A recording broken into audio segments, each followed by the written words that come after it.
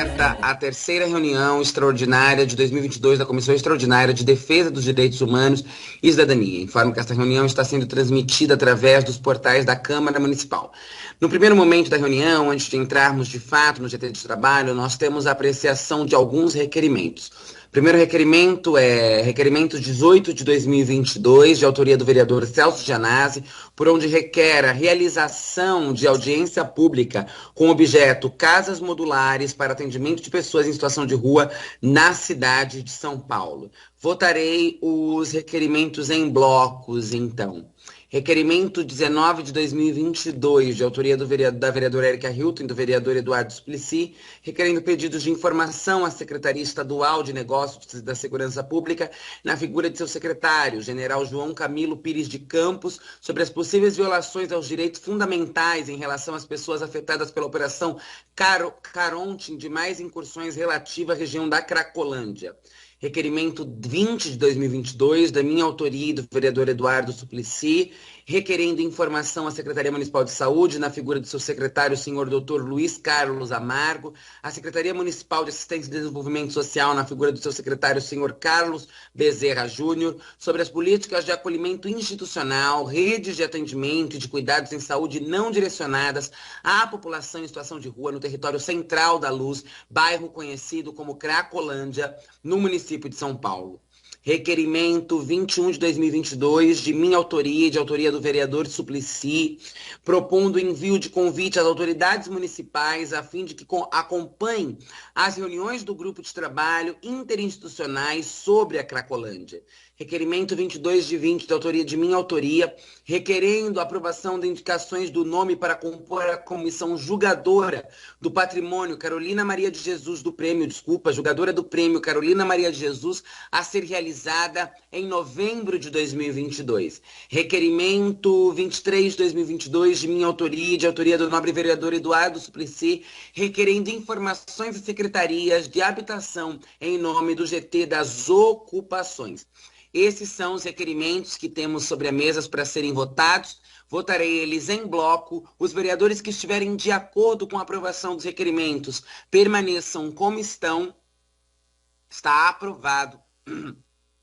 Está aprovado os nossos requerimentos. Então, agora, o segundo momento é a reunião do grupo de trabalho interinstitucional sobre a Cracolândia, para a qual já vejo que está à mesa. Passo a coordenação e a presidência desta reunião para o nobre vereador Eduardo Suplicy. Muito obrigado. Cadê o Flávio Campos? O Flávio Campos com...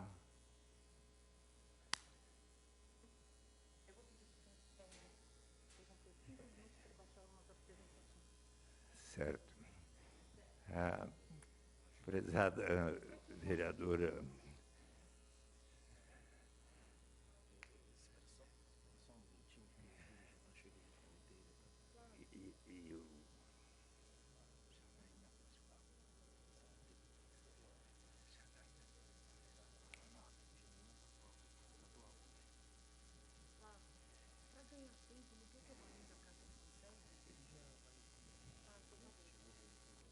Não, mas, prezada presidente Érica Hilton, nós estamos aguardando apenas alguns instantes aqui. Quero dar as boas-vindas à deputada estadual Janaína Pascoal. E cadê o relatório?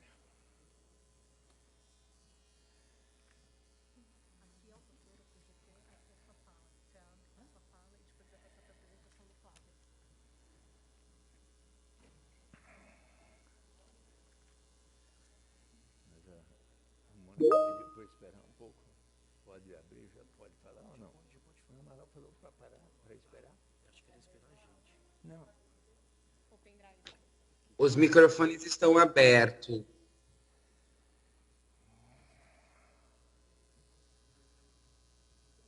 Sim? Espera aqui só um minutinho.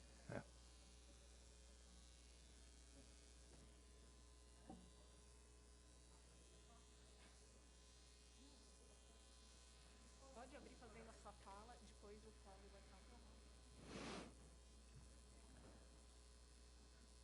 Bom dia a todos e todos. Quando iniciamos este grupo de trabalho interinstitucional, buscávamos soluções e saídas para os mais diversos conflitos que acometem o território que ficou mundialmente conhecido como a Cracolândia. Passadas as 4 reuniões deste GTI, pudemos constatar, pelas diversas oitivas colhidas, que aquele território é formado por uma comunidade local que possui moradores, comerciantes, trabalhadores e dependentes químicos também. Essas pessoas ocupam as ruas, frequentam os comércios e interagem com alguma medida com os territórios dos demais moradores. Ouvimos, por exemplo, Cleberson Charles Menezes, que trouxe o drama de uma população invisibilizada e diretamente impactada pelo fluxo. Ouvimos atentamente ao relato sincero da senhora Rose Correia, moradora da rua Gusmões, que critica a falta de ações de zeladoria pela região e também pede, como seus consortes vizinhos, um olhar, um simples olhar. Acredito que este grupo tenha alcançado o objetivo até aqui em colher depoimentos tão ricos, vindos de lugares distintos, porém com um ponto de interesse comum, que é a solução do problema no território. Ainda recordamos as lições do professor Dan Small, que de Vancouver, Canadá, vivenciou programas sociais que seguiam a máxima do Housing First, que consiste em políticas de moradias como direito fundamental da pessoa em estado de drogadição, denotando um olhar mais humanitário, como que recebeu por dom da vida, depois de se inspirar no interinstitucional, que envolve tanto a Comissão de Direitos Humanos da Câmara Municipal como a da Assembleia Legislativa, aqui hoje representada pela deputada Janaína Pascoal. Apresento-lhes um breve balanço das últimas 4 reuniões, me colocando à disposição para endossar os encaminhamentos, bem como a propositura de uma agenda futura no território com a oitiva de usuários e ao menos uma manifestação cultural, já que sabemos todos que sem música, cultura e lazer, nenhuma pessoa suporta a dureza da vida. Encerro relembrando que o problema das drogas e da região conhecida como Cracolândia é um sintoma de vulnerabilidade social e não é a causa. Cuidar somente dos sintomas e dos efeitos da Cracolândia, ao que vemos nas últimas reuniões, tem sido caro e ineficiente. Não resolve o problema só com a intervenção urbana e a abordagem policial. Agradeço a atenção de todos e passo agora para que o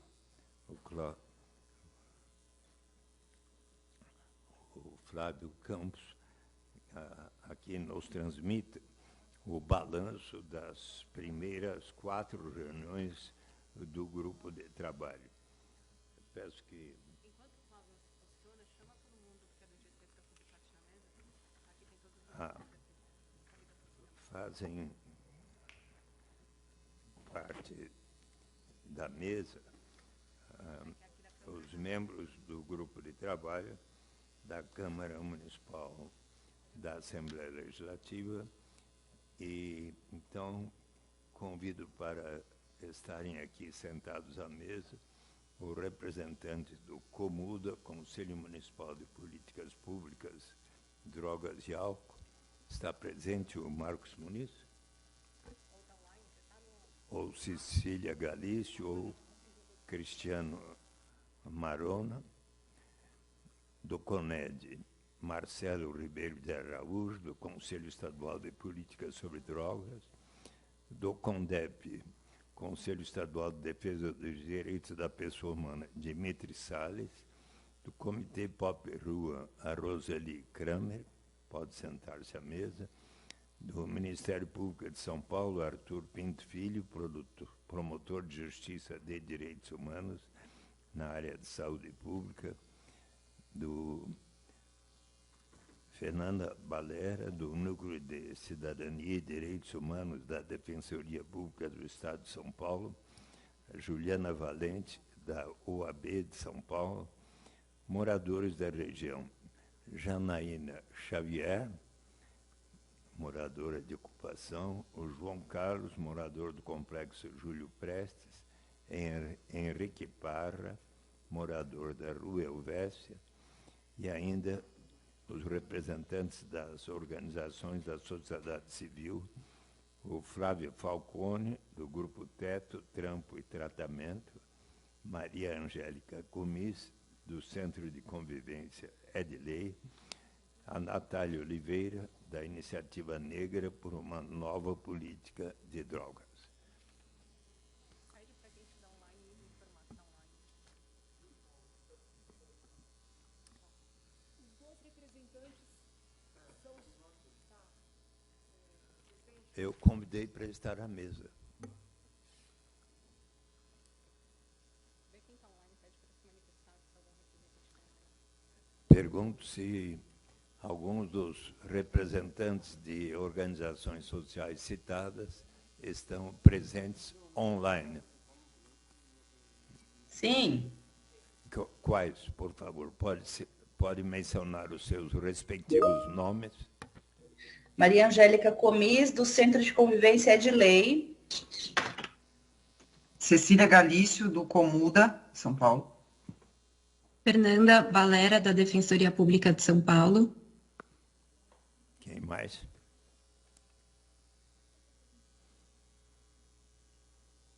Suplicy, eu também represento o movimento nacional. Sim. Mas você já foi citado e está sentado à mesa presente.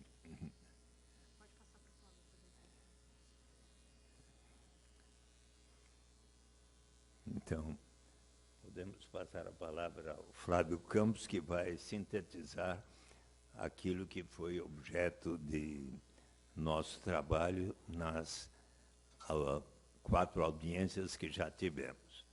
Tem a palavra Flávio Campos.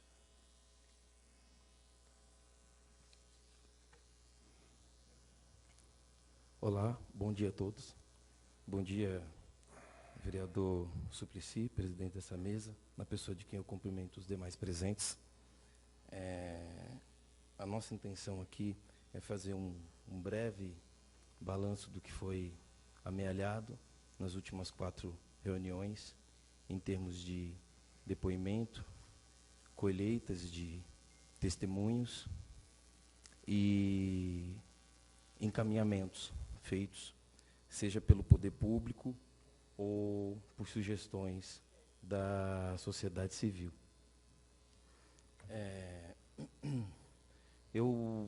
Nós do gabinete preparamos... Obrigado, Mônica. Nós do gabinete preparamos uma singela apresentação para que a explanação não fique muito solta, né? E a gente não tenha uma compreensão, ainda que objetiva e muito rápida, do que vivenciamos nessas últimas 4 reuniões.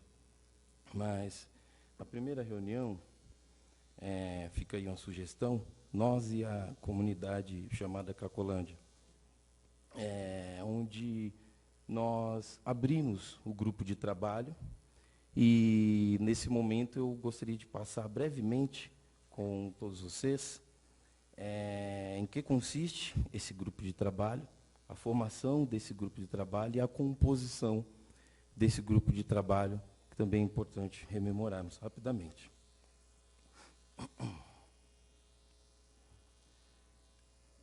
Dados sobre o GT. Dia 23 de junho do presente ano é dada abertura aos trabalhos do grupo de trabalho interinstitucional sobre a região conhecida como Cracolândia, na região da Luz. Esse grupo ele é um grupo que pertence às comissões extraordinárias de direitos humanos da Câmara Municipal de São Paulo e da Assembleia Legislativa de São Paulo. A composição do GT, inicialmente, foi aberta com requerimento para composição em nome dos vereadores Érica Hilton, Eduardo Suplicy, Elaine do Quilombo Periférico, 3 representantes da Comissão de Direitos Humanos da Alesp, Emílio de Souza, Érica Malunguinho e Janine Pascoal. E aí vocês podem ver, por gentileza, se puder passar o slide seguinte. E aí vocês vão poder ver uma lista de representantes que constaram dos requerimentos da Comissão Extraordinária de Direitos Humanos da Câmara para compor esse GT. Se puder passar para a página seguinte, por gentileza. Logo em seguida, por favor, uma anterior. Logo em seguida, se puder, Mônica, antecipar só uma, só para eu mostrar o requerimento que nós incluímos outros membros. A Câmara, a Comissão de Direitos Humanos da Câmara incluiu outros membros ao GT após o requerimento inicial. Foram incluídos outros membros e a possibilidade de inclusão de outros membros, inclusive a possibilidade de 3 vereadores de cada comissão, por toda essa questão de possibilidade de mudanças de mandatos, para que as comissões não fiquem com essa vacância de membros da vereança direta. Então, há essa abertura, essa possibilidade. Se puder, a página seguinte, por favor, Mônica.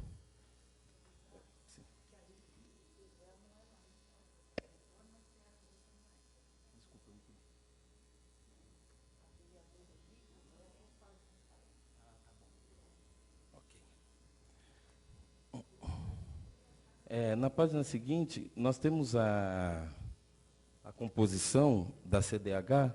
Eu coloquei ali no hífen, site da Câmara, né?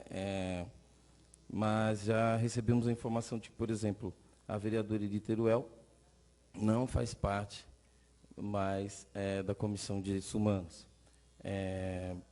Isso é para vocês aí conhecerem a composição da Comissão de Direitos Humanos da Câmara. Por favor.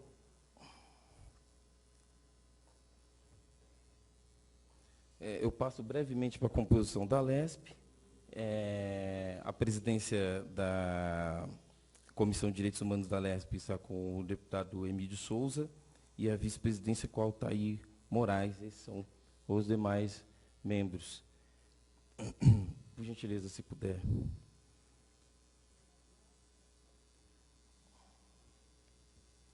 Sobre o objetivo do GTI. O objetivo se consolidou em buscar soluções e saídas para os mais diversos conflitos que acometem aquele território e a comunidade local, que é formada por moradores, comerciantes, trabalhadores e também por dependentes químicos, que ali transitam todos os dias e ali residem. Eu gostaria de passar um pouco essa questão da composição da mesa inicial, mas eu só quero deixar registrado que nós temos em relatório a composição da mesa inicial do grupo de trabalho, nós temos em relatório a composição de cada mesa de grupo de trabalho, e essa explanação é só para vocês terem uma noção da dinâmica desse grupo e como deu-se início pelas comissões. Se puder passar. Contribuições. Inicialmente, eu acho que vou ter que correr bastante, porque o tempo vai ficar bastante escasso, mas eu achei importante nós colocarmos entre parênteses uma parte significativa do discurso da presidenta vereadora Érica Hilton, seu discurso de abertura desse grupo de trabalho, em que eu peço a licença dos senhores para fazer a leitura. Já é do conhecimento de todos a situação da região da Nova Luz, Campos Elíseos, conhecida como Cracolândia. Temos diversas manchetes sobre a guerra que a Prefeitura e o Governo do Estado têm promovido na região e sobre os episódios de violência e de desatenção aos usuários, pessoas em situação de rua e moradores do entorno. No final do ano passado, houve uma cena de violência explícita praticada por 3 agentes da Guarda Civil Metropolitana contra uma mulher na região da Nova Luz, que mesmo estando absolutamente indefesa, foi espancada a golpes de cacetete e gás de pimenta. Essa é uma das várias violações cotidianas sofridas pelos atores presentes na região e que tem sido amplamente debatida pelas organizações que trabalham no campo. Em outubro do ano passado, esta CDH realizou com a Comissão de Direitos Humanos da Alesp uma audiência pública para pensar em soluções para os diversos problemas enfrentados na região. Desta audiência pública surgiu o encaminhamento de informação deste grupo de trabalho. Eu passo brevemente pelas contribuições do vereador Eduardo Suplicy, por ocasião da abertura do grupo, onde ele pontuou brevemente que o grupo é composto por pessoas e instituições que atuam diretamente no território. Isso é importante dizer, cada pessoa que buscou interesse de participar desse grupo está no território, vivenciando o dia a dia das experiências da comunidade que ali está. O vereador levantou que o território é marcado por falta de espaço de diálogo, muitas vezes falta um espaço para dialogar e conversar. O grupo é uma resposta ao crescimento dos conflitos no território, isso faz uma ligação com o discurso da vereadora Érica. E é importante integrar diferentes pontos de vista. Então, eu acho que já ficou bastante expresso aqui o sentimento de solidariedade que move todos nós para unirmos esse grupo e passarmos esses passos, né? O vereador, já no início, fez sugestões de reuniões temáticas com agenda de trabalho, que é o próximo passo que nós temos como propor à mesa de trabalho. Uma agenda em virtude de ações concretas que exigem da nossa parte. A elaboração de um relatório, então esse relatório que nós construímos, que vamos continuar alimentando e construindo, é fruto desse comprometimento do início dos trabalhos. E, ao final, a gente espera que, ao final, desde já, e enquanto durarem esses trabalhos, a gente espera que ele gere requerimentos. Isso já foi ponto da abertura. Como hoje saíram 2 requerimentos via a Comissão Extraordinária de Direitos Humanos, em razão das experiências desse grupo de trabalho e outras no território. O nosso tempo é muito curto para nós passarmos, mas nós tivemos contribuição da deputada Janena Pascoal já no início do trabalho, dos trabalhos desse grupo, na primeira reunião, e o que nós pontuamos como relevante na fala, que não deixou desapercebido, é a inexistência de um mapeamento com relação às políticas públicas da região, a ausência de preocupação especial em priorizar crianças e adolescentes naquelas condições, e na sua fala de abertura também destaca a falta de um olhar sensível das autoridades, pastas e instâncias com as pessoas que estão nas ruas, como os usuários dependentes, os moradores que estão com seus familiares e os que residem e trabalham naquela região, falando como representante da Assembleia Legislativa. Nós também tivemos a participação da Roseli. Eu gostaria de dizer que nós destacamos os principais pontos de sua fala, mas vamos passar adiante, porque ficaria impossível pelo tempo. Na apresentação seguinte, ainda temos o promotor também, pontuou coisas interessantes. A defensora Fernanda Valera, só para que não passe totalmente desapercebido, é defensora pública do Núcleo Cidadania e Direitos Humanos, e ela atua há pelo menos 2 anos na região e é um dos membros desse GT. E ela tem trazido suas contribuições em cada reunião, nós temos relatado, mas logo na abertura ela destacou a ausência de transparência e continuidade dos programas sociais que são implementados no território, é o que constatou esse núcleo especializado da Defensoria, a necessidade de um olhar multidisciplinar, né? Destacou aqui os primados básicos da política especial que precisa existir no território, política de saúde, que é moradia, saúde, trabalho e geração de renda, e sugere visitas ao território. A Maria Angélica também fez algumas pontuações. Veja, teríamos que destacar aqui de forma exemplificativa, porque, dada a extensão do conteúdo, não será possível colocar o que cada pessoa pontuou, mas eu imagino que, mais para frente, com a composição de um relatório mais conciso, mais completo, a gente consiga até separar de forma temática os conteúdos e as abordagens feitas por cada um nesse grupo. E, enfim, estamos em busca disso, em conversa com a consultoria da Comissão de Direitos Humanos da Câmara.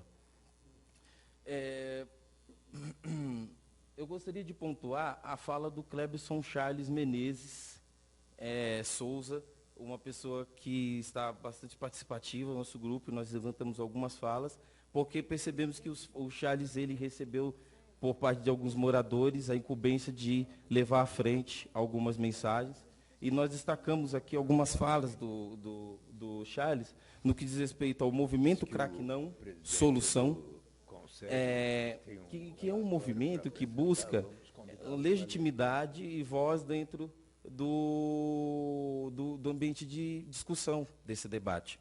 E aí, o que ele trouxe? Trouxe que a população é ignorada e diretamente impactada por essa situação. Destaca mais uma vez a ausência de estudos estatísticas, a ineficiência do poder público se repete, demonstra uma preocupação especial com pessoas idosas, demissão de funcionários. Bom, acho que vocês estão conseguindo até ler aí. E moradores abalados psicologicamente, foi o destaque da fala. Se puder. Ainda contribuíram, que os nomes aqui gostaria de dizer que não passou desapercebido de forma nenhuma, além de outros. Paulo Silveira, do Observatório de Adições, Jorge Arthur Floriani, Henrique Parra, Joreina Xavier, o João Carlos e o Cleiton Ferreira.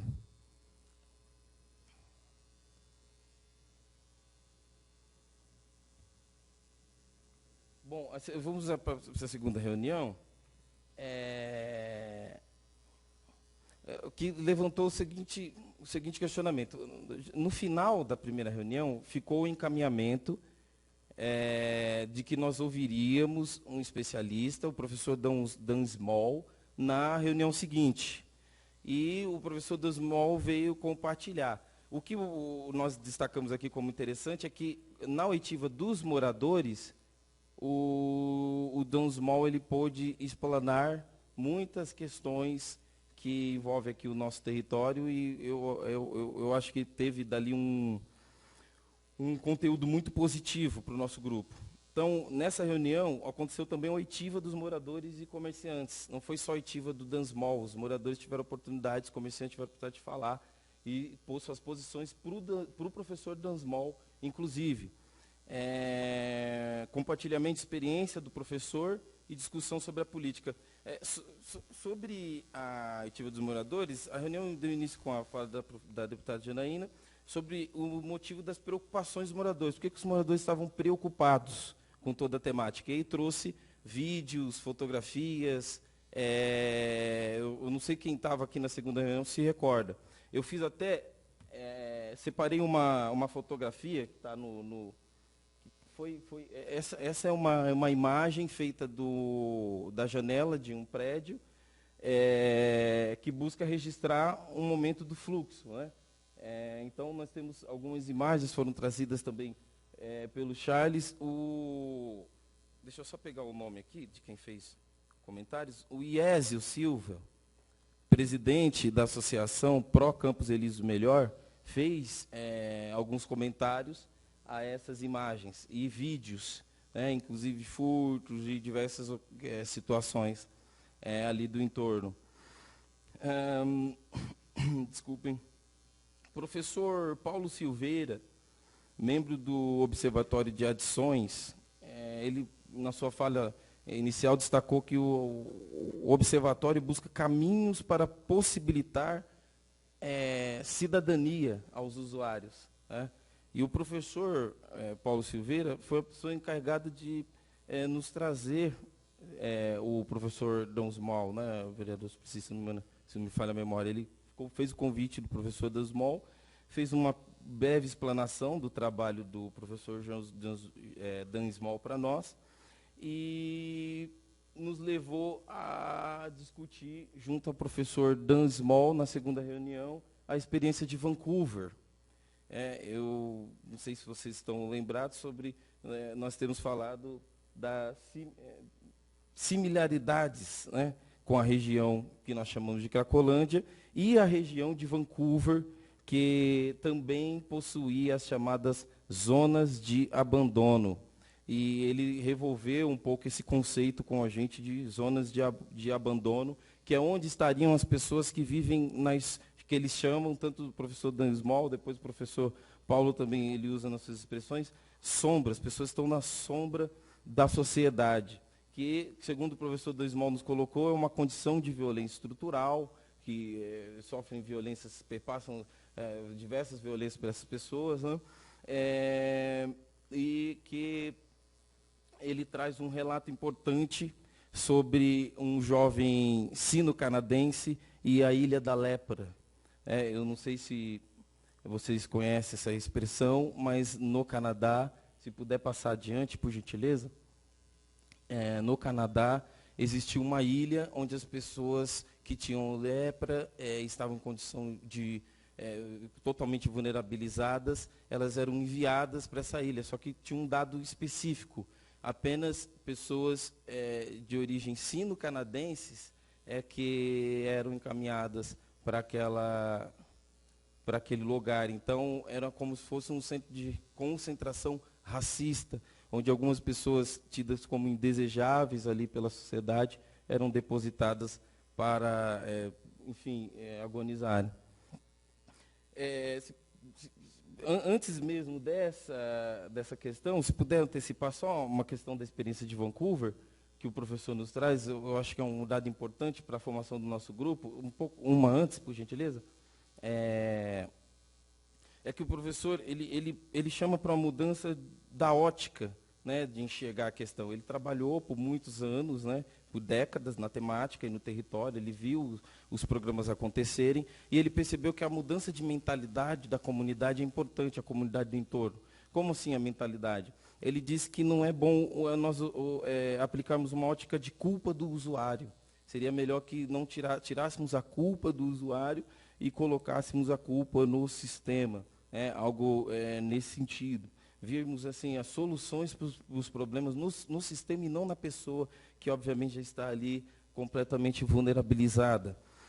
E ele disse que a legislação de drogas no Canadá tem uma seção voltada especificamente para o enfrentamento ao racismo da comunidade sino-canadense. E isso, de certa forma, é uma deficiência da nossa legislação, um atraso, melhor dizendo, da nossa legislação, porque a nossa legislação, nas questões jurídico-penal, não faz um recorte de raça específico, e na questão do tratamento terapêutico e etc., é necessário, né, essa observação, que o professor Dan destaca muito bem. Só que, devido ao escoar do tempo, eu acho só importante nós passarmos rapidamente pela política de geração de empregos, e nós temos aí essa expressão que o professor Dan Small nos traz, que é Housing First, que seria um emprego para todos aqueles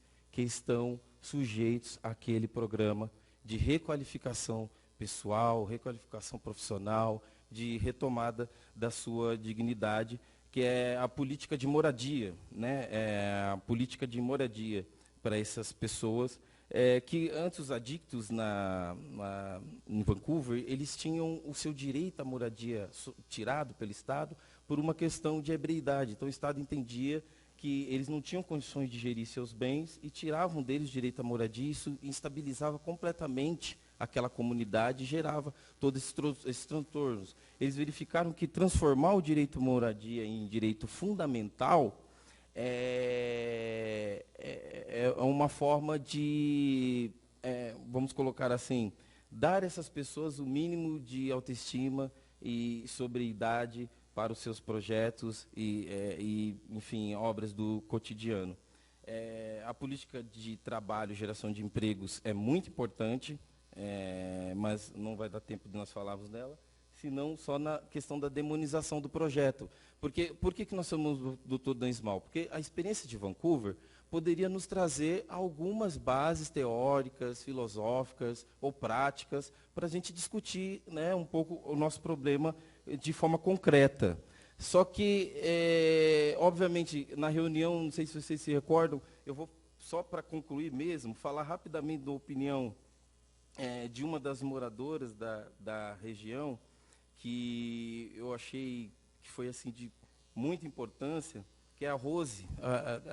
A Rose Correia, ela trouxe um posicionamento, né, a respeito da visão do professor, e ela relatou que, sendo moradora da Rua dos Gugões, a vida viu um inferno, que tem que fechar, quando fecham os comércios, eles tomam as calçadas, né, as pessoas acabam tomando as calçadas quando fecham os comércios, e até que se abram os comércios no dia seguinte, as calçadas ali, de alguma forma, em torno de algumas ruas, ficam repletas de usuários. E o professor Dansmal, quando ele vai responder a esses questionamentos, na verdade, ele já havia se retirado da reunião, ele precisava ir para um outro compromisso, de questões de fuso horário, etc, etc.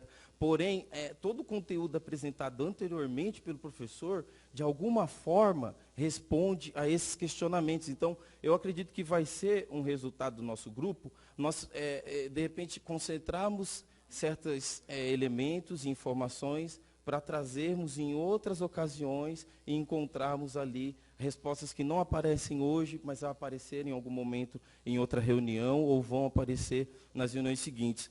Eu só vou precisar passar mesmo, porque nós acabamos por estourar o tempo, mas, gente, eu, de forma resumida... Flávio, se não encerrar agora, sim, não vai dar tempo para todos, porque temos que encerrar a 1h30 e entregar a sala. Sim. E temos que dar a oportunidade aos presentes para falar. Como vocês podem ver, por ser bastante conteúdo cada reunião, não vai dar tempo, nós fazemos um balanço que o tempo permite e que merece ser feito, mas, numa outra oportunidade, com a entrega do relatório, isso com certeza será feito. Muito obrigado, Suplicy, obrigado a todos. Muito obrigado.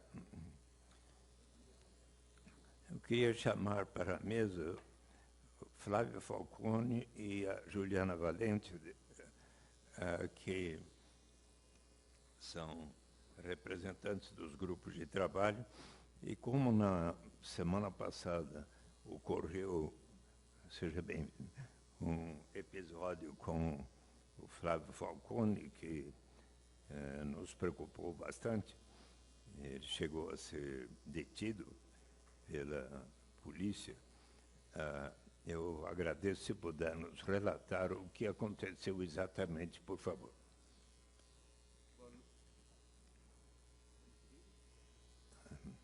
Bom dia para todos e todas as presentes.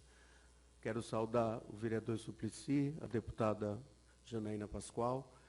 Em primeiro lugar, eu quero informar a todos que a minha fala aqui também vai ser a fala de um morador, porque, para quem não sabe, eu moro na Rua Helvétia, a um quarteirão do Fluxo. Então, eu também sou morador dessa região. Vou fazer um resumo do que aconteceu na última quinta-feira e quero reservar a parte do meu tempo para eu me direcionar justamente aos moradores da região, porque eu estou lá há 10 anos, eu sou psiquiatra, para quem não sabe, trabalho diretamente com essa população há mais de 15 anos e a minha conversa hoje eu quero que seja direcionada a vocês. Mas antes, eu vou relatar o que aconteceu. Eu desenvolvo um trabalho há 2 anos, chamado Teto, Trampo e Tratamento. Esse trabalho é financiado por uma doação de uma empresa, chama StoneX Brasil.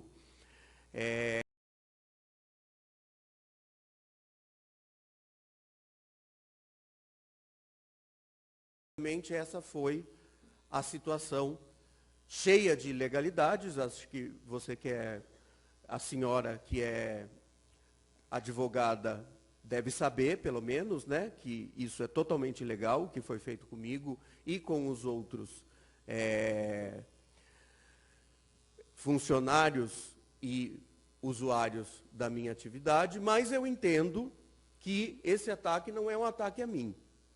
É um ataque a um campo da política de drogas chamado campo progressista, que entende que a política de tolerância zero, que é a atual política adotada pelo governo do Estado e pela Prefeitura, baseada na abstinência, científicos mostram é que, no máximo, 20% das pessoas que passam por esse tipo de tratamento conseguem êxito no parâmetro que esse tratamento utiliza, que é a abstinência, num segmento de 2 anos. Então, quando você trata de uma política pública, você não pode propor para uma população inteira uma política que vai atender, no máximo, nos melhores exemplos do mundo, vai atender 20% das pessoas. Então, é um campo que defende uma política de redução de danos, que inclui a abstinência em uma de suas estratégias. A redução de danos nunca foi contra a abstinência, nunca foi contra a internação. Eu, por exemplo, já internei 2 pessoas involuntariamente quando eu trabalhava no Recomeço, porque essas pessoas estavam colocando a vida delas em risco, elas estavam em surto psicótico e é função dos serviços de saúde internar essa pessoa involuntariamente e existe um protocolo para isso. Agora, você não pode internar involuntariamente a esmo, que é o que tem sido feito pelas, principalmente as comunidades terapêuticas, que é um grande problema que a gente enfrenta no momento, porque não tem fiscalização nenhuma, e as práticas que são exercidas por essas comunidades são práticas de tortura e trabalho escravo, na maior parte das vezes. E a gente sabe, por experiências internacionais, que tem outras alternativas mais eficazes. E aí vou dar o exemplo do meu trabalho. O que eu consegui fazer com R$4.000 por mês, que é o que eu recebo dessa empresa, com 8 vagas de moradia. Essas 8 vagas de moradia, por conta do vínculo do dono da moradia com o SEASA, eu consegui uma parceria de que quem tivesse na moradia ia poder fazer serviços temporários de descarregar caminhão ali no mercado municipal. Dessas 50 pessoas, 40 pessoas já nem moram mais na pensão, algumas já voltaram para a família, outras já estão em outros estados, outras conseguiram empregos em outros lugares por causa desse vínculo com o mercado municipal, em plantações para trabalhar colhendo alimentos. E imediatamente, quando você tira uma pessoa da rua e coloca dentro de um quarto, imediatamente o que ocorre é uma redução significativa do consumo do crack. Porque o crack é consumido em tamanha quantidade porque a pessoa está na rua. Se você tira ela da rua, ela reduz o consumo. E reduzindo o consumo e com um vínculo fortalecido, você consegue encaminhar essa pessoa para o tratamento, sendo que, na perspectiva que eu defendo, o tratamento é a busca da autonomia e não necessariamente da abstinência completa. Até porque a abstinência completa é uma decisão pessoal, não é uma decisão que se consegue por decreto, né? Ou que se consegue punindo a pessoa porque ela não conseguiu ficar abstinente. Outro relato muito importante que eu vou dar, que é uma pessoa que ainda está inserida no meu trabalho e que eu trato dela desde 2013, quando iniciou o programa de Braços Abertos. Essa pessoa era tema de reunião em todas as reuniões de equipe, o tamanho do desajuste que essa pessoa vivia. Eu vou dar o nome dela aqui de João, para preservar a identidade dela. O João, ele foi para o Braços Abertos, ele se reorganizou, refez documentos, refez a relação com a família, só que, assim que o Dória entrou na prefeitura, o João voltou para o fluxo. Quando o João voltou para o fluxo, ele passou a consumir 100 pedras de crack, sendo que ele consumia no máximo 10 por semana na época do programa de Braços Abertos. O João entrou no meu projeto, parou imediatamente de consumir todas as drogas, ficou completamente abstinente, sem eu pedir para ele fazer isso. Isso foi uma decisão dele. Conseguiu um emprego de porteiro numa pensão. Teve uma recaída agora recentemente, e esse é o fato mais relevante que eu quero colocar para vocês. E para internar o João, porque ele pediu para ser internado, eu demorei 2 meses, porque não tinha vaga. Nem no Recomeço, nem no Redenção.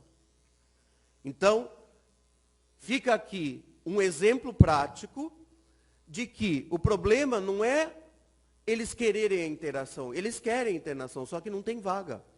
Se vocês passarem na frente do Redenção, tem um monte de gente dormindo na frente do Redenção, e essas pessoas estão esperando uma vaga. E o João, assim que saiu da internação, ele não tinha para onde ir.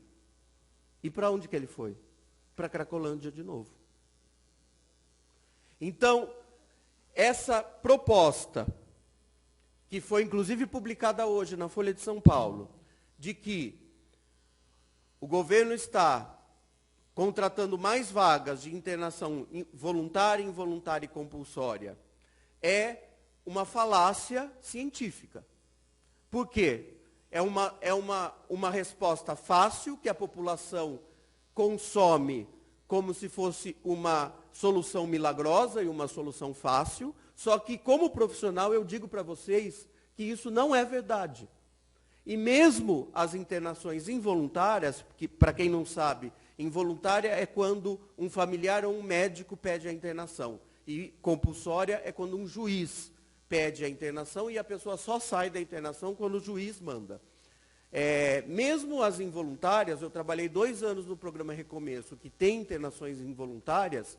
De todos os casos que eu atendi, eu só vi um dar certo, que era uma senhora que não estava na rua, que estava abandonada na casa dela, e ela bebia cachaça todo dia para curar da tristeza e da solidão que ela vivia, e a filha, para fazer alguma coisa, internou ela. Só que essa internação reatou o vínculo com a filha. Então, o que funcionou foi o vínculo com a filha, não internação involuntária.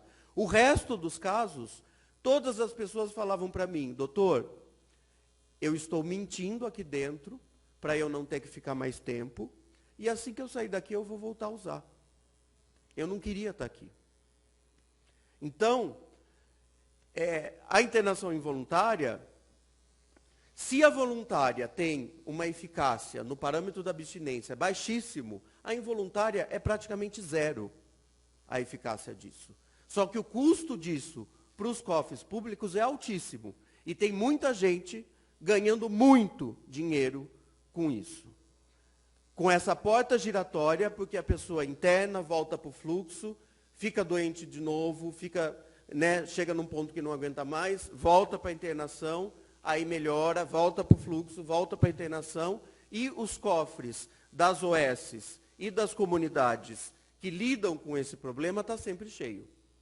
Então, esse é um problema que, se todos os deuses, as deusas e os orixás, e seja lá quem quiser, a partir do ano que vem, a gente vai mudar essa realidade, porque isso é uma questão federal, isso é uma diretriz do Ministério da Saúde, que nesse momento precariza completamente os CAPs, que são os equipamentos que deveriam fazer esse tipo de tratamento, só que eles não conseguem fazer esse tipo de tratamento. Eu trabalho num CAPs em Guarulhos, que lida com o problema de álcool e drogas, e Guarulhos tem mais de 1 milhão de habitantes, e eu sou o único médico do único CAPs de crianças e adolescentes de Guarulhos inteiro.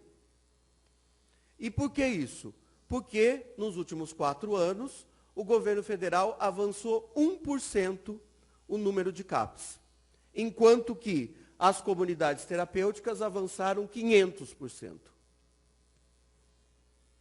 E ainda tiraram as comunidades terapêuticas da saúde, para não poder mais ter fiscalização, e levaram as comunidades para o Ministério da Cidadania. E que, além do aporte federal, tem mais de 180 emendas parlamentares destinadas a essas comunidades. Para terminar, o ponto que eu acredito que a maior parte aqui dos moradores está aqui por conta disso, que é a questão da segurança. Assim, vou dizer felizmente, mas não se sintam ofendidos por isso, eu nunca fui preso, nem assaltado na região, porque as pessoas que fazem os assaltos me conhecem e sabem quem eu sou. Então, eu acho que sou a única pessoa ali na região que me sinto segura. Eu não nego o problema, eu, aliás, convivo com o problema, eu convivo com fezes na porta do meu prédio. Eu acho que vocês têm toda a razão de se sentirem incomodados. É uma situação muito complicada mesmo. Agora, se os moradores fizerem o pacto que estão fazendo com a prefeitura, que está dizendo para vocês que a solução é a internação, eu digo para vocês, vocês vão mais uma vez ser enganados. Vou dar outro dado para vocês. O dia da desocupação da Praça Princesa Isabel. Nesse dia, por exemplo, eu não consegui ir trabalhar no horário, porque eu não pude sair da rua que eu moro, porque tinha cavalaria cercando a minha rua. Nesse dia, às 11 da noite, todos os comerciantes, que são chamados de traficantes, pegaram as suas coisas, saíram da Praça Princesa Isabel e deixaram lá uma pessoa, que é o tal filé com fritas, para ser preso e para justificar aquela mega operação com mais de 600 policiais, e que ainda foi colocado como um dos principais fornecedores de droga da Cracolândia. Eu sei quem é o filé com fritas, e o filé com fritas dorme no banco da praça. Eu nunca vi um grande fornecedor de drogas dormir no banco da praça. Não sei se os senhores sabem, o governo do Estado, historicamente, tem um acordo com a maior organização criminosa do país e da América Latina nesse momento. E não existe crime organizado sem a presença do Estado. E eles são avisados de tudo. Eles sabem quando vai ter operação. É por isso que o que a gente vê dentro da carceragem é um monte de usuário sendo preso, liberado no dia seguinte, com a equipe da Band na frente da 77DP, mostrando 20 traficantes foram presos. É um jogo de cena, gente. É um jogo de cena promovido pelo Rodrigo Garcia, que está disputando com o Tarcísio o voto dos eleitores e a vaga no segundo turno, e esses eleitores querem violência policial, querem segurança através da violência policial. E os senhores precisam ampliar o espectro de consciência de vocês, estudar um pouco a história do crime organizado, para entender que essa guerra nunca foi contra o crime. Porque não tem como você combater o crime se o crime está dentro da instituição também. E para concluir, eu quero dizer que essa guerra é contra os miseráveis, contra as pessoas que não têm onde morar e constroem ocupações, e contra as pessoas que, com o Auxílio Brasil de R$600, conseguem pagar um quarto de pensão para toda a sua família. Muito obrigado.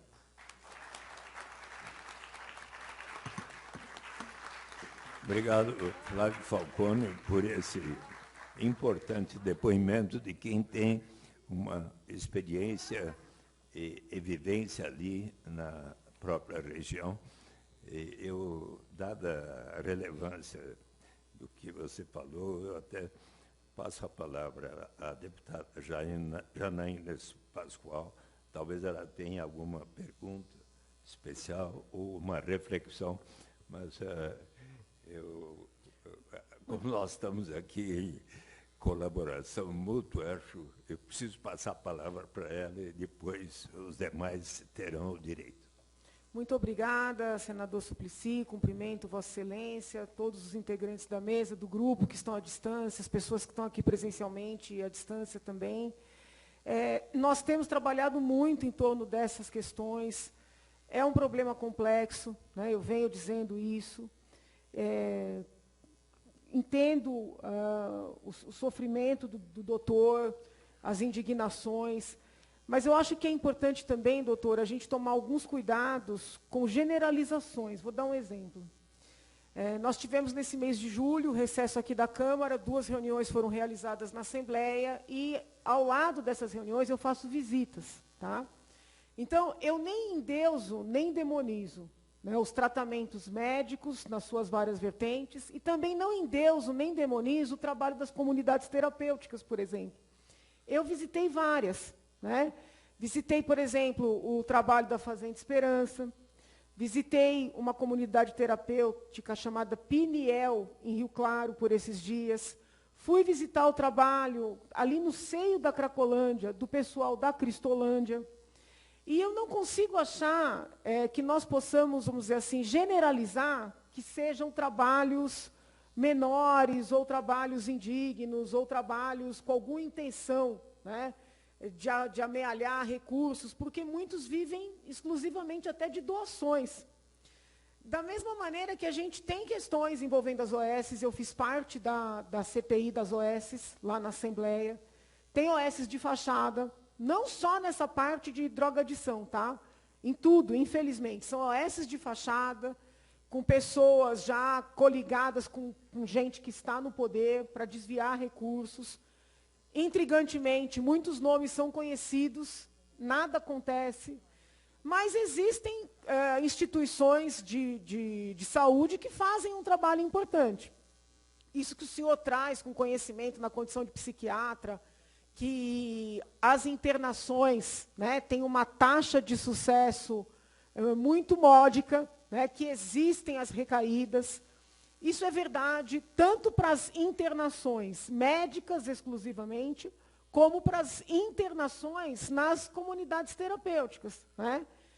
E também tem todo um trabalho científico mostrando que quando a gente conjuga tratamento médico com alguma questão espiritual, independentemente da confissão, ou até uma questão mental de meditação, né, que nem é tão espiritual assim, mas é um espiritual no sentido holístico, o sucesso é maior.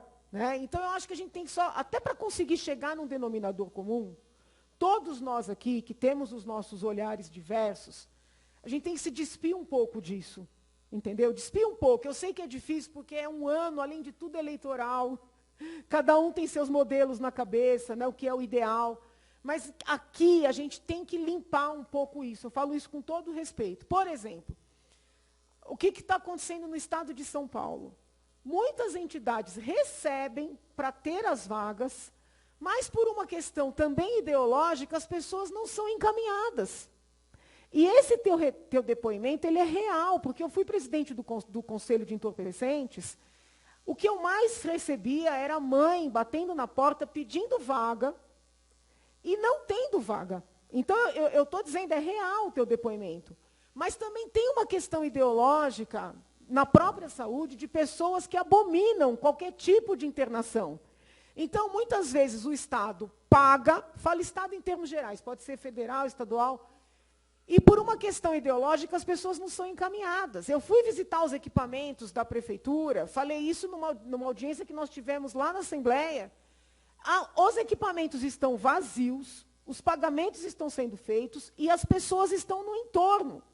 Então, a gente tem que também discutir essa mentalidade. Quando o senhor, como psiquiatra, vem aqui e reconhece que tem casos que precisam de uma intervenção mais aguda, isso vem ao encontro, ou seja, coincide com o que eu venho defendendo. Entendeu? Então, acho que a gente tinha que tentar fazer esse mapeamento que eu proponho desde o início. Quem são aquelas pessoas? Onde estão as suas famílias? Quais são as suas cidades de origem? Só que quando a gente levanta essas perguntas para tentar reconectar essas pessoas com as suas famílias, com os seus locais de origem, a gente é acusado de higienismo. Porque quer tirar as pessoas dali. O senhor mesmo disse que a pessoa, quando está na rua, consome mais droga. É fato isso aí. Então, a gente tem que fazer um trabalho conjunto, o mais despido de ideologia possível, para que aquelas pessoas sejam retiradas dali, para o bem das próprias pessoas que ali estão, e o testemunho na Cristolândia foi legal para caramba, eu acho que vale a pena visitar, porque são muitas pessoas que saem, se encaminham e não voltam. Então, a gente tem que abrir essa porta para essas pessoas, para suas famílias, que o senhor sabe, por força do crime organizado, não podem entrar para procurar os parentes. O familiar que vai ali para tentar procurar um filho perdido, um parente perdido para as drogas, não tem autorização para entrar. Né? É muito grave isso aí. E para as pessoas que residem e trabalham na região, o senhor é uma dessas pessoas. Porque o que acontece? Estas pessoas pagam seus impostos, trabalham, pagam seus aluguéis, seus condomínios, compram sua comida, e elas ficam indignadas quando os agentes públicos, em regra, só falam pelos usuários, entendeu? Então, a gente precisa... o senhor reconhece esse direito. É um direito deles ter também garantida as suas idas e vindas. Né? Os filhos irem para a escola, né? As crianças menores, entendeu? Os idosos, que o senhor mesmo falou, o senhor não é assaltado porque eles respeitam o seu trabalho. E eu acho isso louvável. Mas tem muita idosa ali que escreve para o gabinete que já não vai mais na padaria. Porque sabe que se for na padaria vai ser furtada, vai ser roubada, vai ser intimidada. Então, isso é uma realidade. Né? E o que eu sinto? Muitas vezes o embate é, olha, não, porque é o partido X, o partido Y, o candidato A, o candidato B, e fica um embate, o programa A ou B, e fica um embate ideológico, e a gente tem caminhos para contemplar as várias pessoas envolvidas nesta situação complicada. Né? Então, por exemplo, quando o Flávio, que muito bem fez a apresentação aqui, ele trouxe o início dos nossos trabalhos, que foi uma situação de uma violência policial contra uma senhora, e o senhor relata outra agora. Isso é importante? É. Mas eu acho que desde aquele primeiro momento até este, nós já evoluímos muito. E houve relatos de violências também por parte dos usuários contra as pessoas que querem viver em paz ali. Somente isso. Né? Eu atendi convite dos representantes da comunidade coreana, que também vive ali na região, outros religiosos que trabalham ali. Então, existem várias expectativas de direitos, sabe? E eu acho que esse embate eu sei que é um ano eleitoral, é muito difícil, né? Mas esses embates ideológicos, eles acabam atrasando a gente conseguir soluções. Ah, não é a internação que vai resolver. Por exemplo, o governo do Estado desarticulou um equipamento importantíssimo em Franco da Rocha, que era a Fazenda São Roque. O senhor, como psiquiatra, acho que já ouviu falar. Esse equipamento foi utilizado por alguns anos no processo de desinternação dos grandes manicômios. Né? Ninguém mais defende aquele modelo de colocar as pessoas nos manicômios para ficarem 20 anos ali, na verdade, depositadas. Ninguém mais defende. Então, houve a criação de equipamentos transitórios para tirar essas pessoas dali e, aos poucos, elas entrarem em convívio com a comunidade. O governo do Estado gastou 16 milhões em obras ali, de adaptação. Por agora, coisa de um ano atrás. E agora está fechando. E nós teríamos muitos pacientes, muitas famílias que gostariam de ter ali um acolhimento. Não sei o que será daquela área, já fiz requerimentos de informações, já fomos ao local. Né? Aí criaram um factoide de que nós queríamos montar uma Cracolândia em Franco da Rocha, é o contrário. Nós não queremos que esse modelo seja exportado, nós queremos dar alternativas. Mas os equipamentos que existem, doutor, eles estão fechando. Não sei se é interesse imobiliário de vender, porque o terreno é grande ali. Não sei o que é. Mas sabe qual é a desculpa que dão? Que é a luta antimanicomial. Entende a situação? Então, às vezes, quando a gente fica numa batalha muito ideológica, o outro lado usa os nossos argumentos para justificar. Então, hoje, eles estão fechando equipamentos com equipes inteiras, porque eu recebi os enfermeiros no gabinete, que não sabem onde é que vão trabalhar. Né? A nossa ideia, a nossa hipótese é que é questão imobiliária, querem vender o terreno. Então, tem lugar, tem adaptação, gastaram dinheiro para adaptar para tratamentos, tem equipe de medicina, equipe médica, não estou falando de comunidade terapêutica. Está todo mundo ocioso, tudo sendo fechado, com um monte de gente no estado inteiro precisando de tratamento. Porque eu não fico só na capital, muito embora a capital seja muito importante. Eu fui para Santos, a situação é a mesma. Rio Claro, a situação é a mesma. Sabe? As cidades do interior ainda estão num momento menos grave, mas o litoral já tá lascado. Desculpa eu falar desse jeito aqui. Então, a gente precisa entender que, às vezes, usam esses argumentos mais humanitários para poder não dar os tratamentos. Né? Eu sei que o governo federal tem uma linha, mas o governo federal tem recursos para mandar e São Paulo não está recebendo. Tem entidades médicas que fazem esses acolhimentos e tratamentos há anos, não estou falando de comunidade terapêutica, que não está conseguindo fechar convênio, por um dado ideológico. Então, assim, a proposta que eu faço para que todos possam falar, não vou me estender aqui, é a gente fazer um esforço muito grande para, apesar das divergências, apesar do ano eleitoral, tentar buscar uma solução. Porque esse povo que está aqui, esse povo quer trabalhar, quer que os seus filhos estudem, quer andar no seu bairro, não quer o mal dos moradores. Nunca vi ninguém aqui defendendo fazer nenhuma maldade com os moradores, mas precisa ter algum encaminhamento. Se a prefeitura propõe um projeto que não seja o ideal, vamos pegar esse grupo, vamos sentar com a prefeitura. Entendeu? É nesse sentido. Né? Porque a prefeitura está prendendo a gente. Como que a gente faz? Eu acho que esse grupo tem esse papel. Eu proponho aqui para o senador, entendeu? A gente vai lá conversar com o prefeito, entender quais são os critérios. O que não dá é para a gente ficar nos monólogos. Os moradores falando entre os moradores, né? A comunidade terapêutica entre a comunidade terapêutica, porque senão não vamos chegar a lugar nenhum. Depois, só lembrar, presidente, que o presidente dos Consegues quer ler o manifesto aqui. Muito obrigada pela oportunidade. Muito obrigado.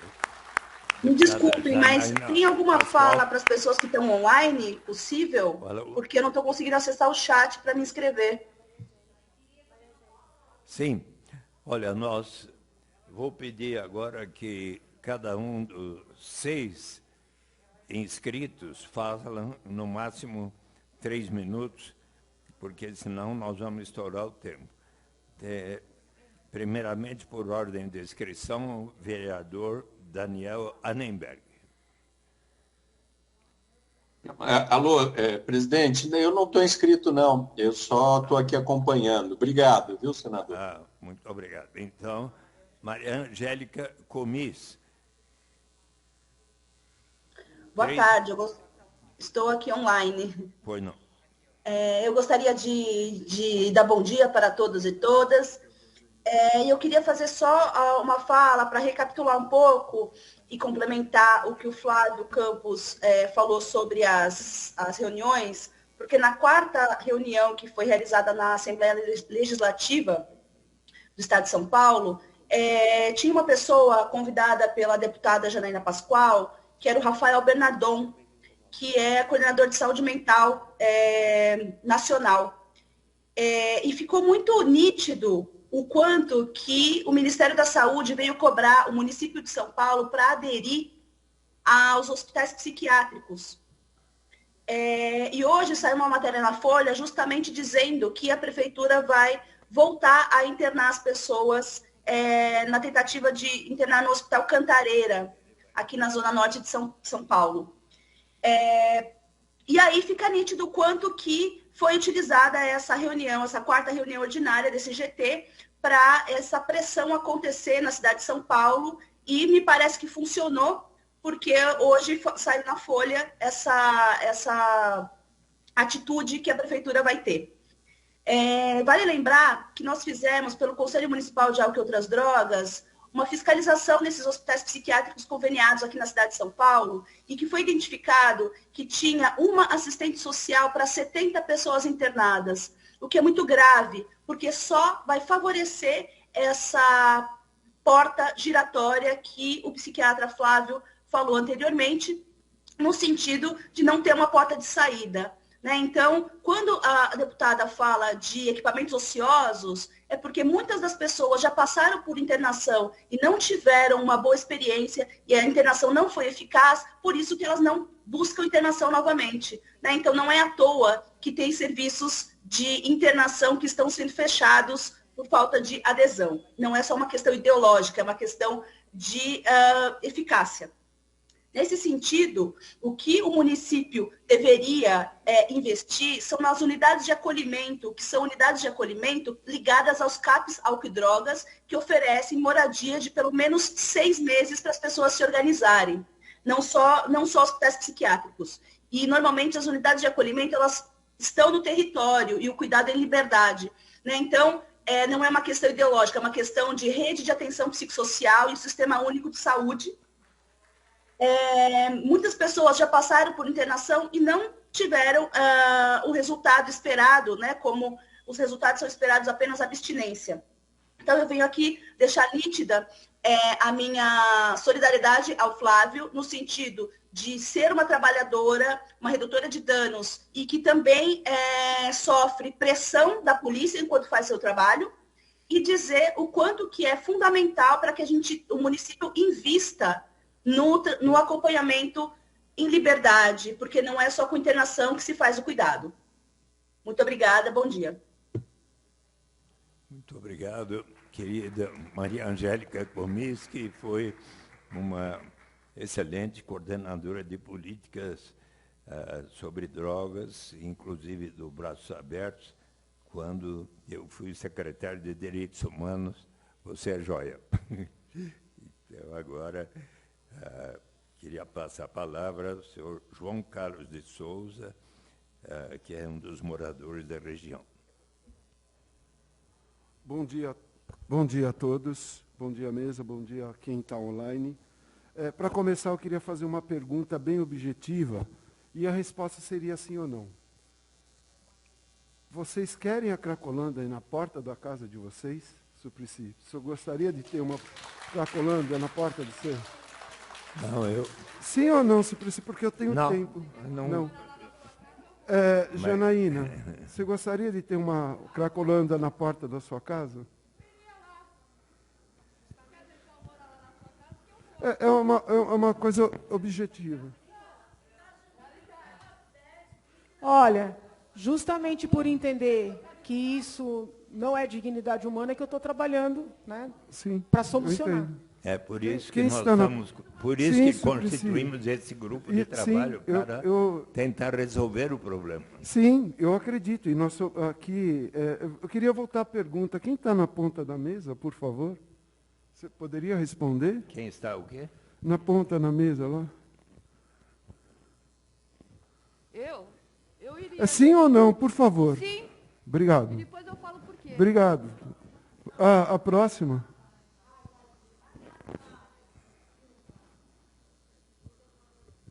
Juliana Valente. É favorável à pobreza, à violência policial. A pergunta é objetiva, então, por favor. Ninguém está feliz como a situação está. Não, então, sim ou não, por favor. Ninguém quer ser vítima de violência. É só sim ou não. Tanto policial quanto... É só sim ou não. Falei que desta forma que está, ninguém está contente. Obrigado. Alguém que está online se manifesta se for sim, se não, eu aceito como não. Eu aceitaria uma Cracolândia na frente da minha casa.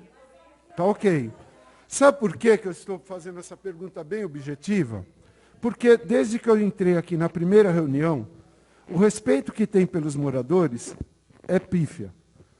Graças ao Suplicy e à Janaína, nós estamos sentados aqui hoje. Porque antes desse trabalho, Suplicy, por isso que eu estou falando isso, depois eu vou entrar na minha pauta, não se olhava para os moradores e comerciantes da região. Sempre foi falado, como eu vi aqui hoje do senhor que estava aqui do meu lado, eu fiz a pergunta para ele, você sabe que você incomoda os moradores em relação ao som que ele coloca à tarde, todas as quinta-feiras? Tem inúmeras reclamações de moradores por perturbação do sossego. Isso é lei. É isso que eu queria dizer para ele. Sabe o que ele respondeu? Os moradores também me incomodam. Foi por isso que eu fiz essa pergunta. Entenderam? Porque, assim, é incrível que vocês não respeitam os moradores que estão lá. Vocês não respeitam a nossa.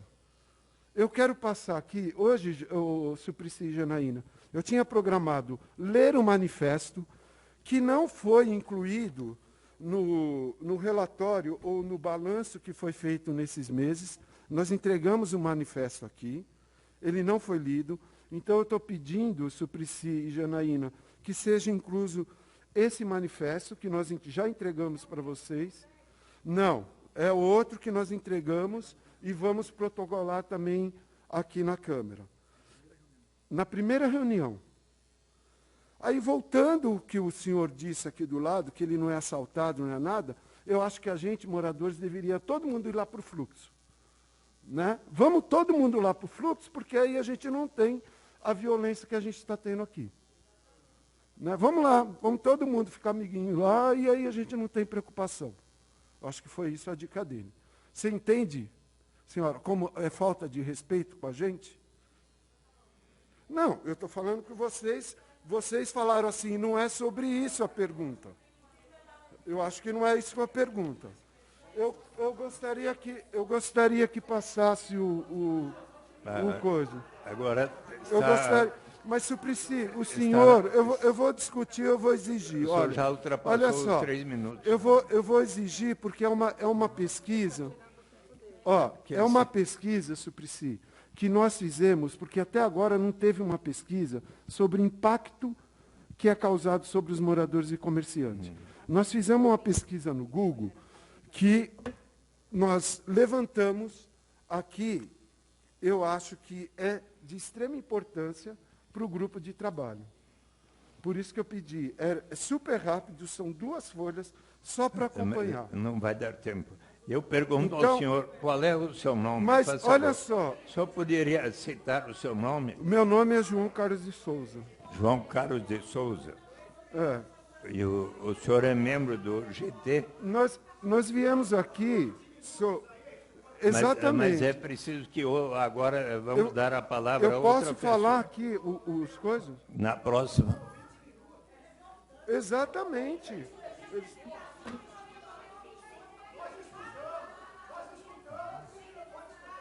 Tá.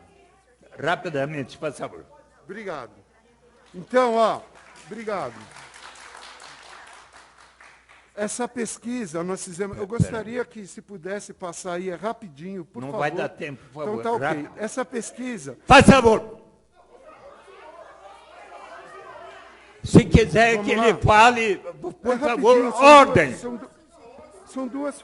Faz favor, silêncio. Sem silêncio não vai progredir a reunião.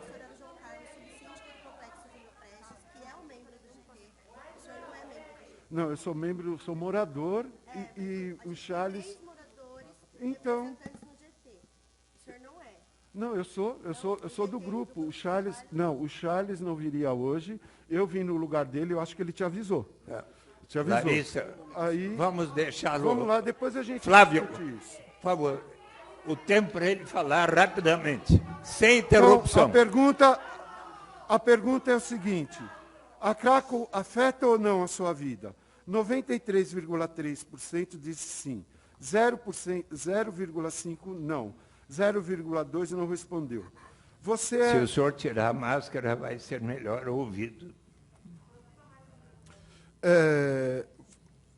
No centro você é 68% morador ou moradora, 5,8% comerciante no centro, 7,2% trabalha no centro, 27% mora e trabalha no centro.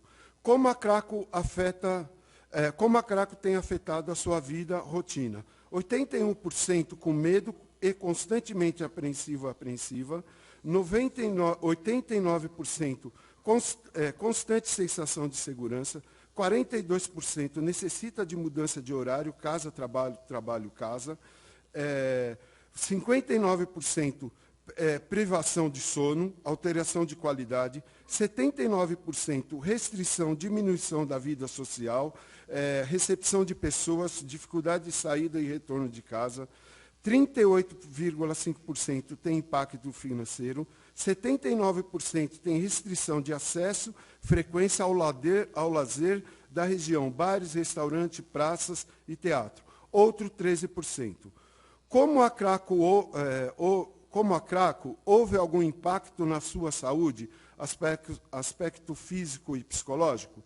15% agressão, 41,6% roubo e furto, 51,2% sedentarismo, consequência do medo de ir e vir, 52,6% alteração no tempo de sono, diminuição dos fatores externos, 17,7% uso de medicação controlada, 21,2% crise na alteração psíquica, crise de pânico, 39,2% tem crise de ansiedade, 37,9% tem alteração de humor, 41,6% tem insônia. 0,3% insegurança profissional alterou a crise de ansiedade, 0,3% pressão alta, 0,3% sensação em meio ao lixo e drogas, 0,3% estresse constante, 0,3% depressão, 0,3% irritabilidade, 0,3% medo de andar nas ruas. E ainda tem um breve relato aqui que eu vou entregar em mão para vocês favor, e para a Rosiane. Muito favor. obrigado. Então, agora, Roseli Kremer, do Comitê Popper Rua. Então, vou responder sua pergunta. Moraria sim, ali na Cracolândia. Sabe por quê? Porque vocês imunizam muito. Porque lá tem seres humanos, que precisam de humanidade, de escuta e trabalho. O que tem que ser feito é uma comissão de ética e moral aqui, em todos os sentidos. Porque o que precisa é um trabalho de redução de danos. Olha, o senhor, Roseli, um minuto só. Pediram que houvesse a possibilidade de ele ser bem ouvido. Então, por favor, eu peço a atenção e respeito à senhora Roseli. Por favor, Roseli. Tem, projetos tem, que trabalhe com as pessoas que estão lá no fluxo. Porque vocês acham que com violência vocês vão conseguir alguma coisa? É violência. Porque a rua está se tornando violenta. Porque nesses 2 anos e meio de pandemia, que todos ficaram em casa, eles ficaram na rua, e diariamente tem gente indo para a rua, sendo despejados. E vocês acham o quê? Viver na rua é doentio, é difícil, porque é violência. É violência da mulher, da criança, do jovem, do adolescente, do idoso, do deficiente. Porque nós não temos ajuda. Nós temos o quê? A polícia, que devia estar aí protegendo o exército, fazendo campanhas nas ruas de vida, de salvar vidas. Porque são vidas que precisam ser salvas. Mas sendo um trabalho coletivo e unido. Não é matando, não é jogando fora. Vocês estão aí nos seus gabinetes, nas suas casinhas. Saia de dentro de casa e veja a rua como ela é, que precisa de ajuda, de socorro, de políticas públicas, de saúde, de terapia, tá? É isso que precisa a rua. Tá bem. Roseli Direitos Kremer, humanos fundamentais. muito obrigado. É vida. Roseli, muito obrigado por seu depoimento. Agora passamos a palavra à senhora Juliana Valente, da UAB, por favor. 3 minutos. Boa tarde a todos e a todas. Cumprimento a mesa, cumprimento o público.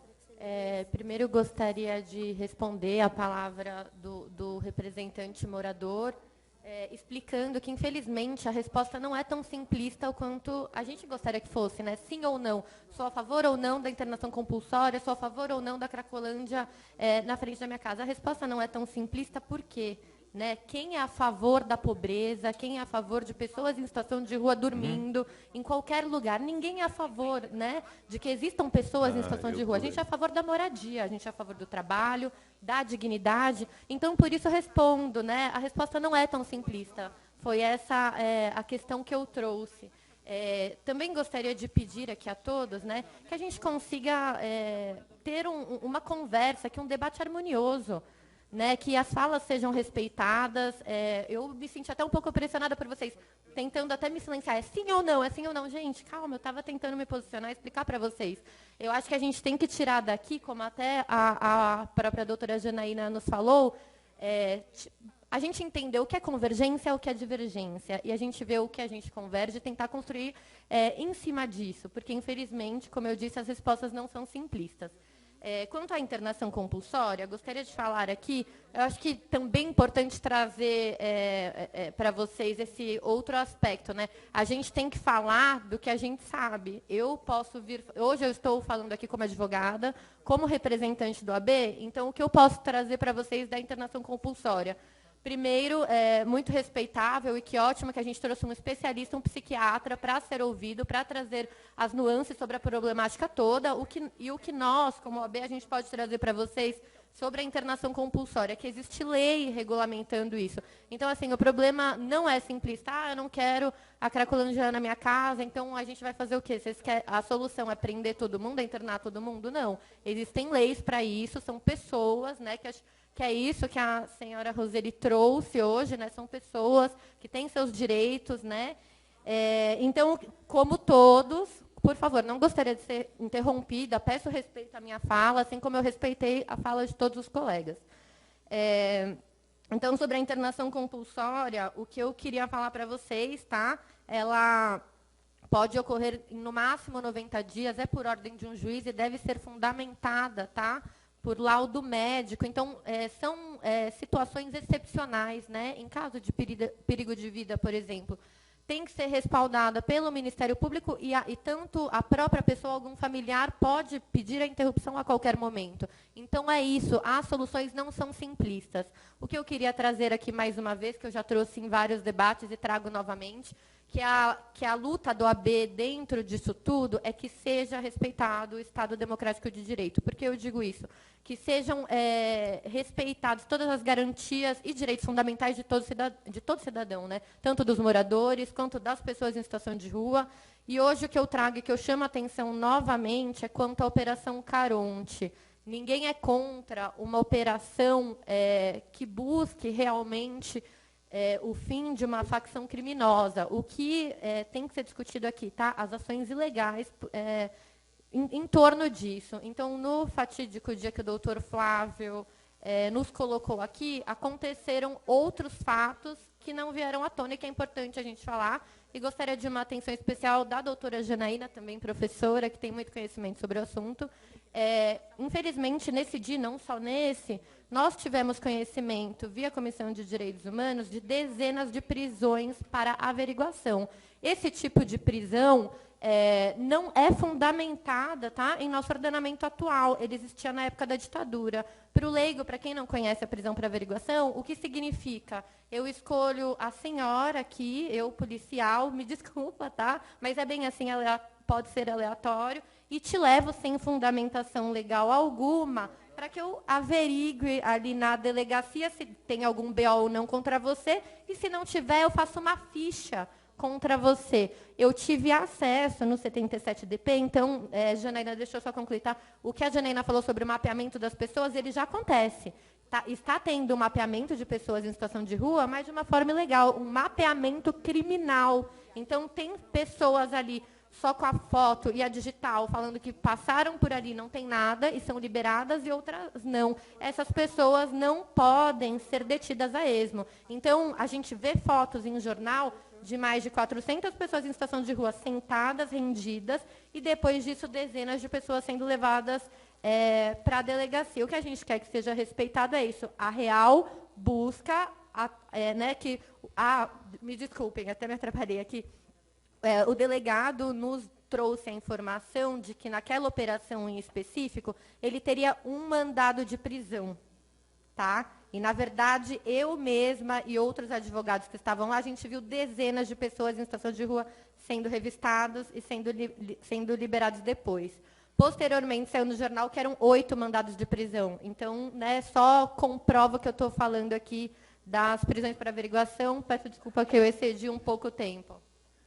Muito obrigado, senhora Juliana Valente, representando a UAB.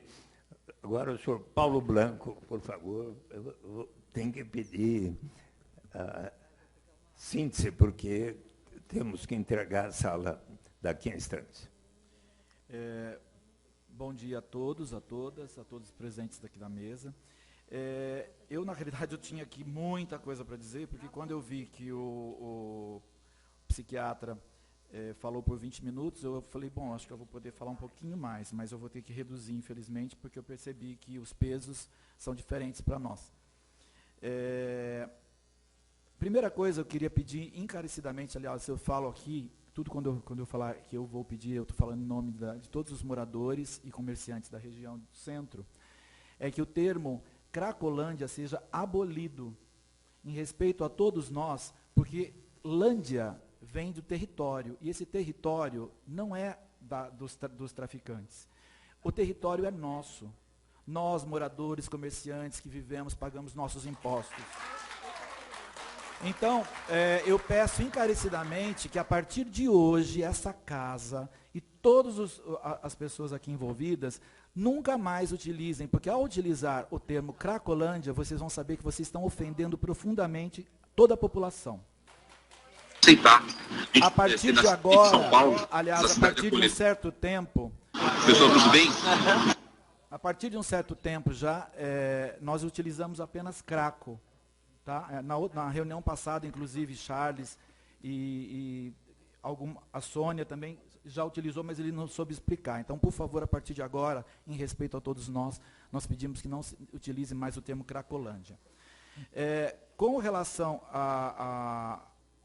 a gente chama o terapeuta, né, de palhaço, não por uma questão de querer denegrir, mas é porque ele, para algumas pessoas que não sabem, ele se apresenta sempre como um palhaço. Então, nós popularizamos ele como um palhaço. O palhaço, na realidade, ele teve por 20 minutos aqui. Eu acho que é desrespeitoso uma pessoa vir aqui falar sobre uma ação policial sem que tenha o outro lado da questão para poder também se posicionar. É muito fácil ele chegar aqui e falar tudo o que foi feito e não ter a pessoa que possa, ou um delegado, ou um representante aqui, que possa poder dizer se ele está mentindo ou não. Infelizmente, eu queria informar a todos e a todas que os moradores têm uma visão privilegiada, o que a gente não acha bonito isso, mas é real. E essa visão privilegiada que nós todos temos, nós sabemos a real ação que acontece. E não só sabemos, como agora nós nos profissionalizamos e nós registramos tudo.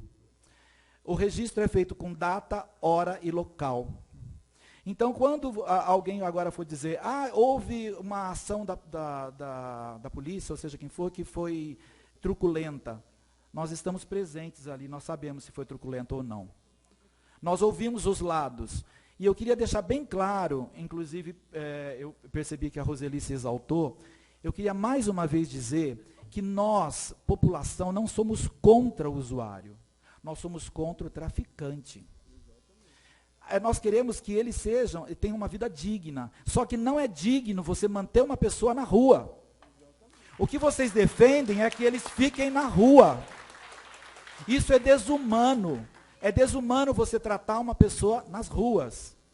Eu acho incrível como uma pessoa vem aqui, ela faz uma denúncia tão grave, quando ela fala que o governo do Estado está envolvido com o tráfico, e isso passa desapercebido. Se ele acha isso, por que não é feita uma investigação? É como se fosse uma coisa natural. É natural os políticos estarem envolvidos com o tráfico. E eu acho incrível quando ele fala aqui que ele convive com traficantes. Como se isso fosse legal. Não legal no sentido, que joia. Legal no sentido da legislação. Tráfico é crime. Tá, mas eu vou precisar exceder um pouquinho, desculpe. Então, mas ela falou 5 minutos, acabou de falar 5 minutos, o menino falou 20. Bom, então é o seguinte, então, como eu estou sendo pressionado, eu vou passar só um vídeo aqui. Eu vou passar o vídeo. Eu queria só, então, esclarecer que nós apoiamos a Operação Caronte, tá? Mas nós não somos cegos, a gente não tem político de estimação, tá? E aqui o que a gente está passando agora é um vídeo onde o prefeito fala que... Bom, vocês vão ver, tá? Então, só queria dizer... Pessoal, tudo bem? Nós não temos Julho político de de estimação. 2022. Estou aqui com toda a equipe da Prefeitura, nossos amigos vereadores, recuperando os espaços públicos e vai deixar a nossa cidade livre da feira do crack. Não dava para aceitar que a gente pudesse ter na cidade de São Paulo, essa cidade acolhedora, essa cidade tão importante, não só do Brasil, mas do mundo, uma feira livre do crack. Podíamos deixar e permanecesse aquelas que a gente vai vencer. Hoje nós não temos mais, né, nenhuma feira de crack como a gente tinha até pouco tempo atrás.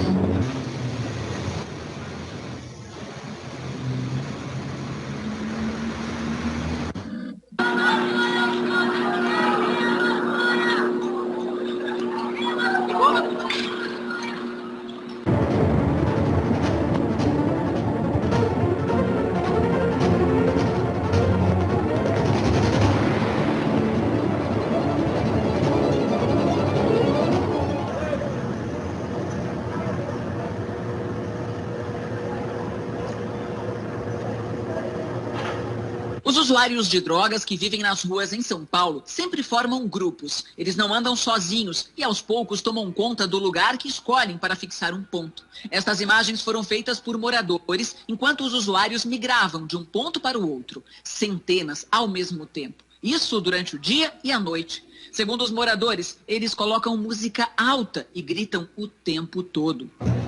Esse é o Ciat aí, ó. Venda de droga rolando solta e os caras tocando samba sexta-feira.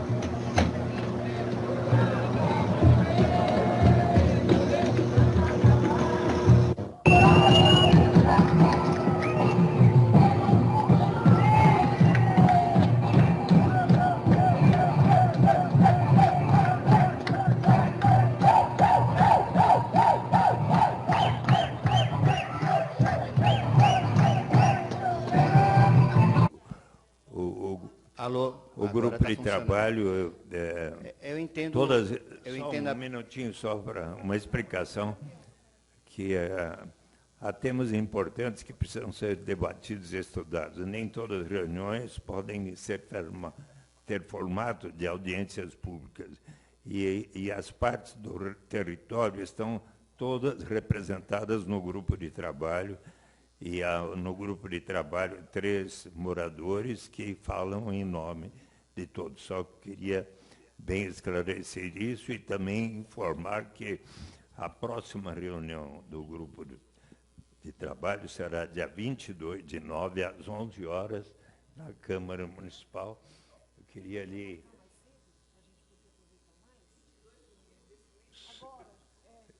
mas eu queria...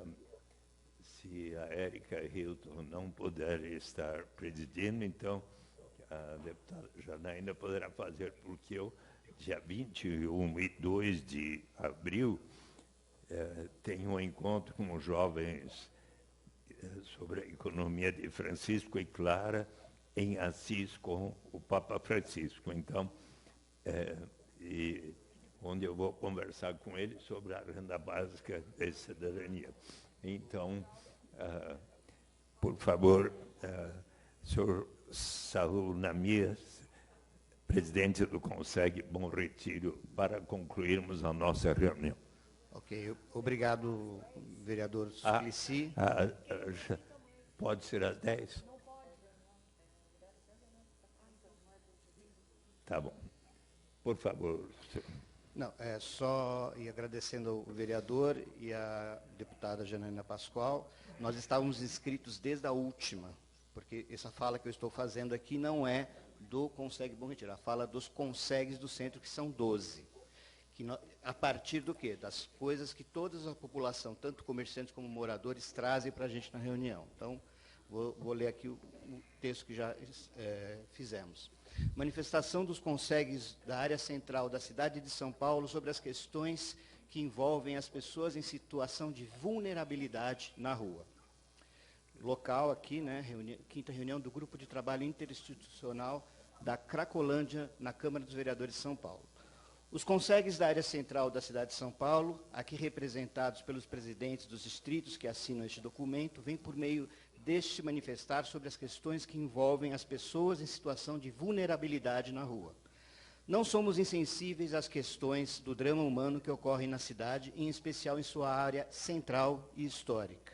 Sabemos que as pessoas em situação de vulnerabilidade na rua, que se encontram nessas circunstâncias pelos mais diversos motivos e histórias pessoais, e muitas vezes buscam na droga e no álcool uma forma de aplacar a dor da sua existência.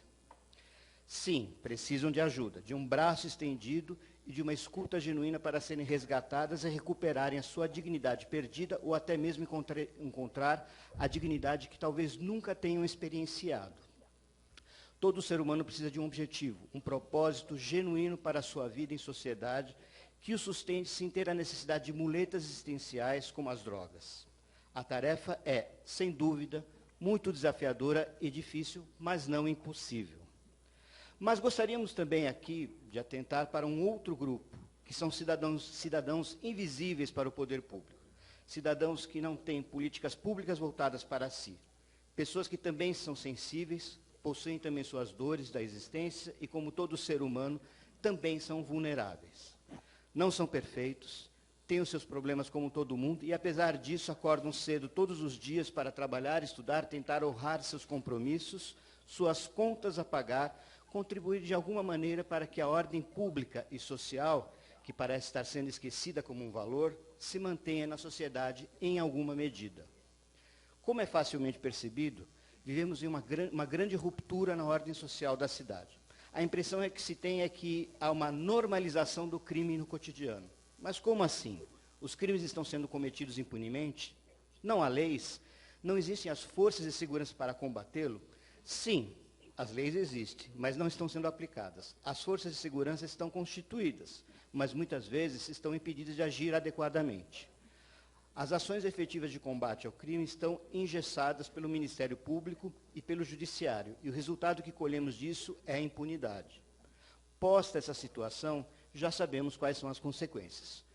Falamos aqui das pessoas em situação de vulnerabilidade na rua, das pessoas invisíveis ao poder público que moram e trabalham no centro, e do crime, que, organizado ou não, atua e se esconde entre essas populações.